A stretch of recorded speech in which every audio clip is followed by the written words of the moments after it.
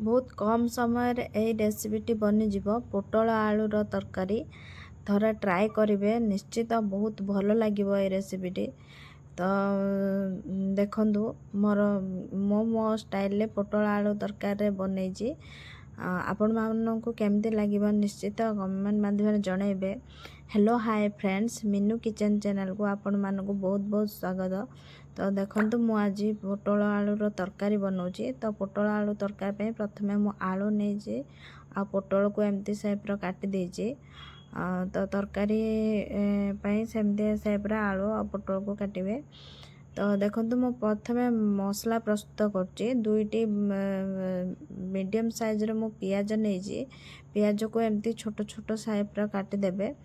तो पियाज को टिके छोट साइज रे काटले टिके तरकारी रो भी माने सिझा पाई भी भल लगे, टेस्ट भी लगे। तो मो पियाज मोर कटा सरीगला। एपट्रे अदा रसुण पेस्ट बनाया मु अदा रसुण को छड़ेकिना रखी भल भाव धोईकिना। तापरे मु दुईटी टमाटो नहीं, तो एमती टाइप टमाटो ने टमाटो नहीं ताको मु छोट छोट करी काटिकिना ता ग्राइंडिंग कर देतिली ग्राइंडिंग जार रे। तो देखंतु तापरे मु तरकारी प्रस्तुत करी। तो तरकारी पे प्रथमे मु पोटल को भाजीबी। तो मु अल्प किछि रिफाइन तेल नेली, आपण चाहिले भी सोरिष तेल भी नहीं पारिबे। मु रिफाइन तेल नेकिना ताको पोटल को प्रथमे पकेली। आगर पोटल को भाजीबा हाफ चामच भलिया मु लूण देइछिली, हाफ चामच भलिया हळदी गुंड देइछि। तो अल्प अल्प करिकिना लूण हल्दी मु नेइछि। तो आपण स्वाद अनुसार देखिकिना नेबे। आ हळदी गुंड मु कलर पाई नेइछि। तो देखंतु एपटर पोटल मु एमती टाइप रो मु भाजी देइछि। तो पोटल को टिके भल भाव रे भाजिले टिके भल भी लागिबो। तो देखंतु मु पोटल मोर एपटरे भजा सरलानी, मु एपटे काढ़ी देली गोटे जगह को। तो पोटल को भाज साइला परे तापरे आलू को भी भाजीबी। हल्का ब्राउन कलर हैला पर्यंत आलू को भी टिके भाजीबी। जते आलू और पोटल को जेमती भजाटा भल हेले तरकारीटा भी भल भी टेस्ट भी लागिबो। देखंतु अल्प लूण भी देली आ हळदी भी कलर पाई देइछि।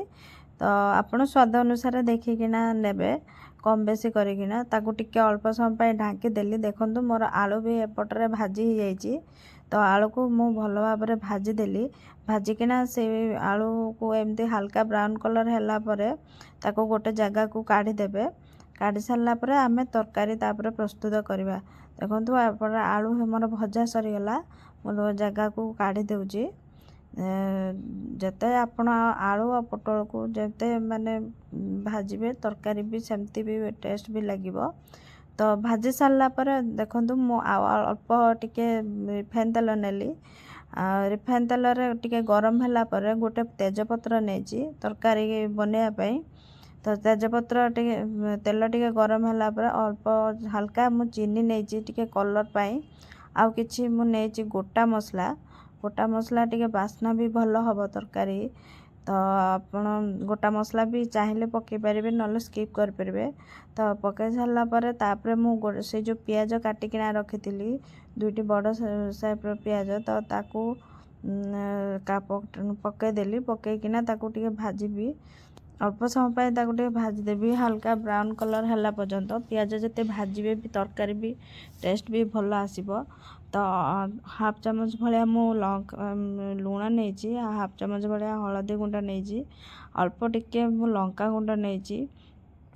आपण कम बेसी भी राग करि परिबे। तो सब पकाई सारला परे गुंड मसला तापरे मु जो ग्राइंडिंग करिक रखितिली अदा रसुण पेस्ट, तो ताकू मु पकेली। पकेकिना ताकू भल भाव रे टिके कसी देबी। अल्प टिके पानी देकिना ताकू टिके भल भाव रे कसिबे। मसला को जते कसिबे तरकार भी भल टेस्ट भी भल आसीबो। तो देखंतु मु ताऊ एमती कसुजी टिके ताकू कसिले। तो कसी सारला परे ताकू टिके ढांकी देबी। तो ढांकिले मसला टिके सिझिबा को छाड़ देबी। तो सिझी देखंतु मसला एपटरे मोर सिझी जाइछि। तो तेल ता देहरो टिके बाहरले ଜାଣିବେ ଯେ ମସଲାଟା ଭଲ ଭାବରେ କଷି ହେଇଯାଇଛି। ତାପରେ କଷି ହେଇସାରିଲା ପରେ ଯେଉଁ ମୁଁ ରଖିଥିଲି ଟମାଟୋକୁ ଗ୍ରାଇଣ୍ଡିଙ୍ଗ କରିକିନା ତାକୁ ପକେଇଲି। ତାକୁ ପକେଇକିନା ତାକୁ ଟିକେ ସମୟ ପାଇଁ କଷିବା, 5 ମିନିଟ୍ ପାଇଁ ମୁଁ ତାକୁ କଷିଛି। ତାପରେ କଷି ସାରିଲା ପରେ ତାକୁ ଟିକେ ଢାଙ୍କି ଦେବେ, ଯେମିତି ସିଝେଇବାକୁ ଛାଡ଼ିବେ।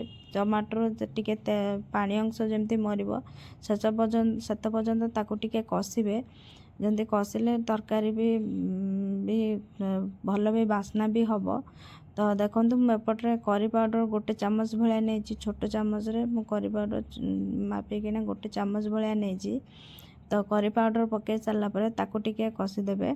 ତାପରେ ମୁଁ 1 ଚାମଚ ଭଳିଆ ଟିକେ ଚିକେନ୍ ମସଲା ନେଲି, ତ ବାସ୍ନା ବି ଭଲ ଟିକେ ତରକାରୀ ଆସିବ। ତ ନେଇ ସାରିଲା ପରେ ତାକୁ ଟିକେ ଭଲ ଭାବରେ ଗୋଳେଇ ଦେବେ, ମସଲାକୁ ଟିକେ କଷିବେ। ତ କଷି ସାରିଲା ପରେ ମସଲାର ତେଲ ଟିକେ ବାହାରିଲା ପରେ ତାପରେ ଆଳୁ ଯେଉଁ ମୁଁ ପୋଟଳକୁ ଭାଜିକିନା ରଖିଥିଲି ତାକୁ ବି ପକାଇଦେଲି। ପକାଇକିନା ତାକୁ ଟିକେ ଅଳ୍ପ ଟିକେ ପାଣି ଦେଇକିନା ତାକୁ ଟିକେ ଭଲ ଭାବରେ କଷିବେ।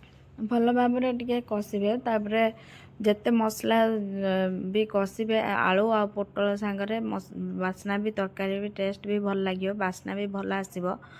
ତ ଯେତେ ପର୍ଯ୍ୟନ୍ତ ଆଳୁ ଆଉ ପୋଟଳ ନ ସିଝିଛି ସେତେ ପର୍ଯ୍ୟନ୍ତ ଟିକେ କଷୁଥିବେ।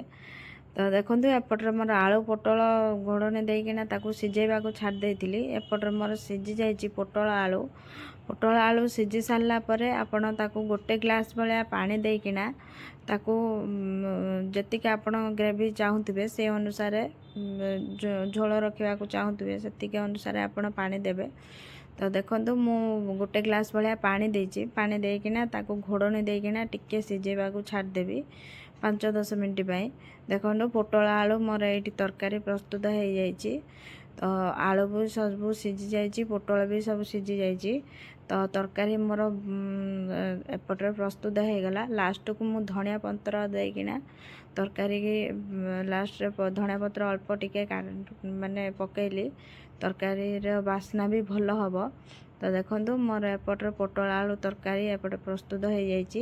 ଭିଡ଼ିଓଟି କେମିତି ଲାଗିଲା ନିଶ୍ଚିତ ଆପଣମାନେ ଜଣାଇବେ କମେଣ୍ଟ ମାଧ୍ୟମରେ।